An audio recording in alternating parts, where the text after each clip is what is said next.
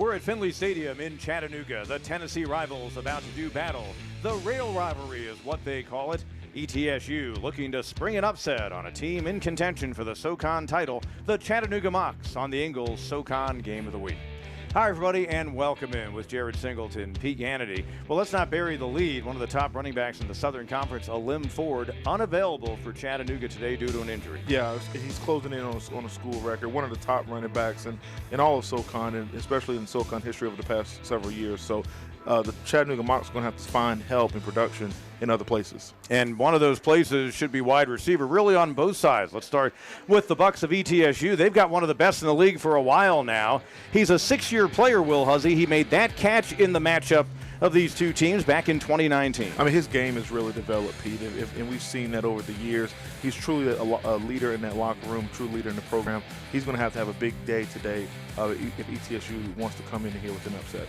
Leading their team with 19 catches so far this season. Meanwhile, on the Chattanooga side, well, they've got a three-headed monster at wide receiver, and in Jamoy Mays, Javen Watley, and this guy, Sam Phillips. What a trio they have. They are, Pete, and two out of those three are two of the top 40 in NFL focus for all wide receivers across Division I. And they're going to have a big day today. They all three combined for 11 touchdowns so far this season. I really think if they step their game up, they should be able to help Chattanooga get to where they want to go, which is a victory this afternoon, and hopefully get them in place to bring a championship back to Chattanooga.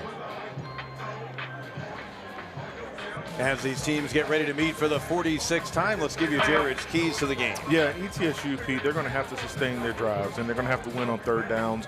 Chattanooga is one of the top teams in the SoCon in the country when it comes to third downs. And when it comes to Chattanooga, the wide receiver trio that we talked about in the open, they're going to have to step up. With Ford being out this afternoon, it's going to be critical that Chattanooga gets a lot of production from their great wide receivers on the outside. Artopius near 2,000 yards passing on the season.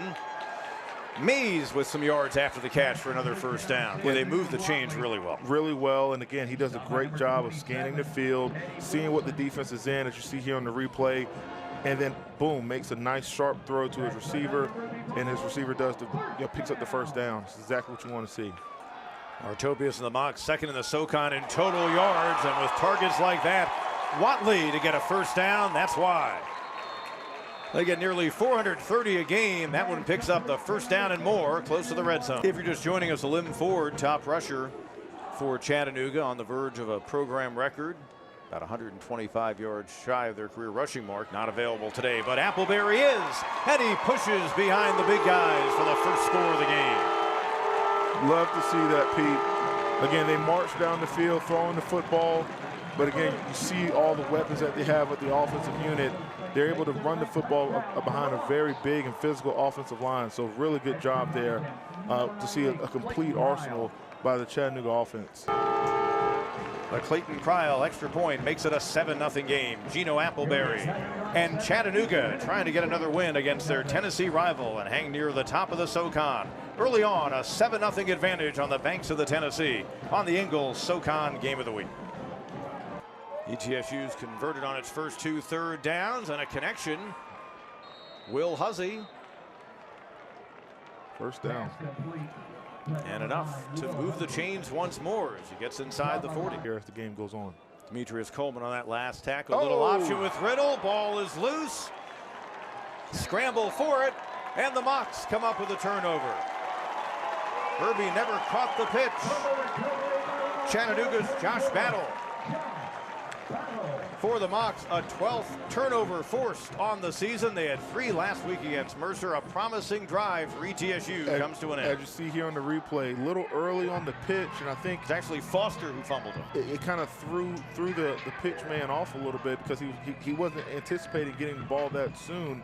But you got to keep your head on the swivel when you're the back receiving the pitch from the quarterback. Rusty Wright says he makes throws this league hasn't seen in a while. That's his head coach's opinion. Handoff to Watley. Some contact after the fact off the screen, and some Bucks players trying to make themselves look more innocent than maybe they are. I noticed Jordan Hoskins, a linebacker in particular, was trying to show that. Here's Jerry Wellmaker. After the play, dead ball, personal foul for 7, defense. And it is Hoskins who's the guilty party. With a winning percentage over 800, and then he left that role as an assistant at Furman before taking over in Johnson City a couple of years ago. Inside the 5 for Appleberry, and the Mocs knocking on the door again. So 3 crucial penalties and a turnover in this opening quarter for the Bucs. I mean, just watch these big boys just double team up to the second level. It's really hard to stop the run when you're going against, when you have offensive linemen, they punch it in again for another running touchdown right up the middle behind the big boys. Appleberry's having him a day so far early in the first quarter. He is loving every minute of it. He's got to be the guy today with Ford injured and Gino Appleberry. Both Mocs touchdowns so far, give him 5 on the year. Chattanooga leads the all-time rivalry against ETSU 25-19 with 1 tie, but since 2018, they've called it the Rail Rivalry. A prize has been on the line. ETSU won the first meeting. In fact, it was an idea that the folks at ETSU came up with. Chattanooga was on board. They've won the last 3, including winning 24-16 a year ago. But as you can see, closely contested between these SoCon rivals from the state of Tennessee, and that's the prize they are playing for. Yes, a rail tie, a nod to the great tradition of the Chattanooga choo-choo and railroading throughout the state. Jamore Mays with a play to remember in the rivalry.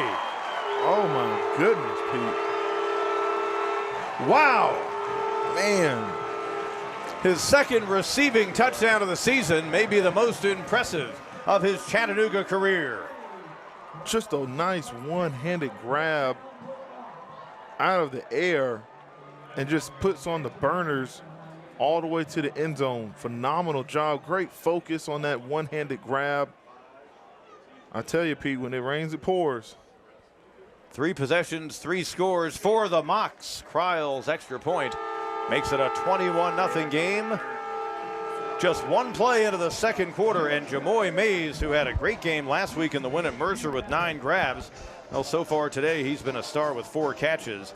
None more impressive than the one he just made for the 3rd TD of the day for UTC. I mean, just nice pocket presence, and boom, one-hand grab right across the middle. Feel free to cover somebody on defense, because these receivers have just been wide open all day, and you see here just puts on the burners, gets it into the end zone. I mean, this wide receiver group is something special, Pete. Their receiving yards leader at nearly 650 as the day began.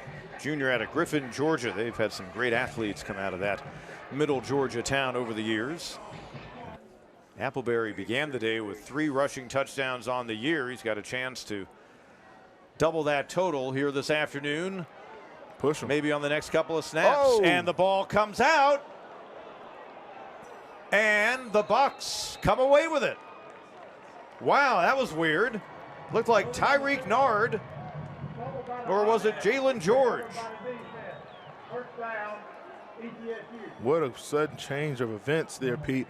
Again, looks like, you know, Appleberry is getting ready to get pushed into the end zone, and he gets stripped by the Buccaneers defense, as you see here on the replay. He's pushing, fighting for extra yards. It was just grabbed away from him by Jalen George. Just ripped away from him. Third down. And Lorenzo Ward really hasn't put too many packages in this year, in part because of all the talent he has in the defense. Another dangerous pass, and once again, there's Fields. He's a guy that kind of gets lost because he's new to their program in terms of the talent they have around him. He is on the Senior Bowl watch list as Fields, and right there, right in front of Winton. I mean, just the athletic ability to, one, stay with his man on coverage, but the body control to position himself to almost get that interception. On this SoCon Saturday here in Chattanooga, we welcome you back to the Ingalls SoCon Game of the Week, presented by Ingalls. Low prices, love the savings.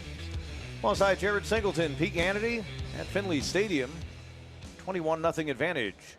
Chattanooga on ETSU in the Rail Rivalry. Artopius, so many weapons around him. That time he hits his tight end Camden Overton for the first time today. All these receivers do a phenomenal job of getting the football and being able to get upfield. And follow the bouncing ball into the hands of Javon Henderson. All the way down inside the 25-yard line. And that's the second turnover by this defense for ETSU, trying to keep life in their team here with a nice job of following the tip ball anytime the ball's tipped in the air, it's an opportunity for a big interception. We saw it there by the ETSU team. First interception of the year for the freshman out of Auburn, Georgia. Mays the intended target. A second straight series in which Chattanooga turns it over. We'll take another timeout. Bucks will have good field position when we return to Chattanooga on the Ingalls SoCon Game of the Week. Riddle now 6 of 14, but just 31 yards. Bucks have been outgained 240 to 70. Of course, when you can't protect your quarterback, bad things can happen, and there he is, almost on cue. We said we hadn't talked about Jay Person, but there is one of the best there is in all of FCS at getting to the quarterback. I mean, just a stud. They try to double team him, but he just comes inside of that block, and he just has so much speed and quickness. It's really difficult to block on the perimeter, and he does a phenomenal job of setting up the offensive lineman, comes inside of him, and makes a big tackle in the backfield, putting this ETSU offense really behind the sticks here at 3rd and 17. He had 3 sacks in the matchup last year. NFL scouts have been by to see him. Mel Kiper's been asking about him. Give you an idea as to what his upside is. Riddle hit as he throws. Closer to a 40-yard try. Johnson, redshirt freshman out of Knoxville. Career long of 44. That came against Mercer a couple of weeks back. Distance, and it's good. So after the interception, Bucks at least able to get on the scoreboard. 7 out of 10 on the year for Ewan Johnson. Here in Chattanooga, halftime's delivered by Papa John's. When the Mocs win, you win. Every Monday following a Mocs victory, you can save 50% off your online pizza order by using the promo code MOCSWIN online at papajohns.com.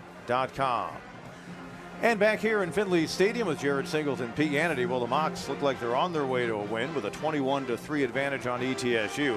They got out like gangbusters. I think give Billy Taylor and that ETSU defense credit for kind of slowing the freight train after that big turnover near the goal line by Gino Appleberry. ETSU's defense had 2 big turnovers. The one on the goal line where they stripped the ball from Applewood, and then also the tip interception, which really kept them into the game. Because you're right, Chattanooga's offense was just exploding with pass game, run game. It couldn't be stopped. So far there's been some momentum for ETSU, but it's been a lot of Chattanooga so far in the first half. Approaching the stretch run in the SoCon Chase, the standings coming into this SoCon Saturday.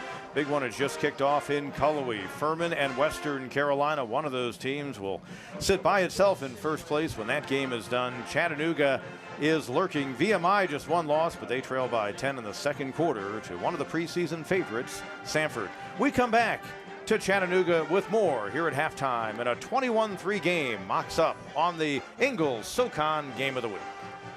About a decade ago, the Mocs had a quarterback known as much for his rushing as his passing. What a career Jacob Huseman had. 4,051 rushing yards. That's currently the program record. He was the first 3-time player of the year in the Southern Conference, led his team to 2 of a run of 3 straight playoff trips. Jacob Huseman, who actually was an assistant at Chattanooga until recently joining his dad Russ on the staff at Richmond, played for his dad Russ here. Very good run for the Mocs. Very good run for him. Jacob Huseman, one of just 4 quarterbacks in FCS history with more than 4,000 career rushing yards. First down running for Gino Appleberry, doing his best. Jacob Huseman, or for that matter, Alim Ford. Ford, their top rusher, is just 124 yards away from breaking the Huseman record, but here's Appleberry. Yeah, and again, just great job, just kind of zone concept blocking. So it gives him options based on what the offensive linemen do. He can always make them right if he picks the right hole. So looks like that's what they're really trying to amp up on here as we get into the second half. Redshirt junior out of Middletown, Ohio. Artopius time. Got him. In the direction of Mays. Got it. Touchdown. Second time those two have connected on a score. Just cooked him on that route too, Pete. Cooked him on the route. Defender had no idea where he was. By the time he got his head around, it was too late. We talked about the protection. Nice pocket. Cooks the defender. Touchdown. 6 on the board. Just to, always learn what his coaches are talking about, what his coaches are seeing in the film room. when he's able to absorb that and soak that in, come game day, come practice, he's able to go out there and get those reps and make sure he puts his team in a position to be successful based on what the coaches think is a good game plan. Davis almost broke another one. They don't have to snap it again, and I don't believe they will. And that'll do it. Rusty Wright and George Quarles will shake hands at midfield. Chattanooga coming into this game, if you looked at it, a top 20 team against an ETSU squad coming off a win but struggling. You had a feeling it might play out this way, and it pretty much goes according to script as the Mocs get the 34-3 win. Rusty Wright at his alma mater, now a 28th win, his 5th season as their head coach. They're 6-2 and 5-1 in the Southern Conference. ETSU falls to 2-5 and 1-3. Yeah, great job by by Chattanooga again, just all around, just offense, defense, special teams, just winning the battles, winning the matchup. We saw a really impressive quarterback in Chattanooga today. I think the future is really bright for the Mocs. ETSU, again, they've been battling a lot of injuries, battling a lot of just misfortune. So it's still a lot of work for them to do to try to, find their identity for this season and build for the future. But if you're a Chattanooga Mocs fan, it's a great day because you guys look really strong and should have a really bright future for the rest of this season. And the guys in blue for a 4th straight year get to hang on to and hold up the trophy in winning the Rail Rivalry game against ETSU. Join us in a few weeks. We're back with you on the Ingles SoCon Game of the Week at a location and matchup to be determined. That'll be on Saturday, November 18th. Keep an eye on SoConSports.com. On social media, we'll get that word out to you as soon as we can for our next Ingles SoCon Game of the Week on Saturday, November 18th. Thanks so much to our wonderful crew here in Chattanooga on a beautiful day at Finley Stadium. Chase Artobius and the Mocs, with spectacular plays by Jamoy Mays and others, roll on to another win. And Walt, the Chocolate Lab, he was a star of the show as well. 34-3 is the final on behalf of Jared Singleton. And our great sponsor, Ingles, Pete Hannity saying so long. This has been a presentation of ESPN.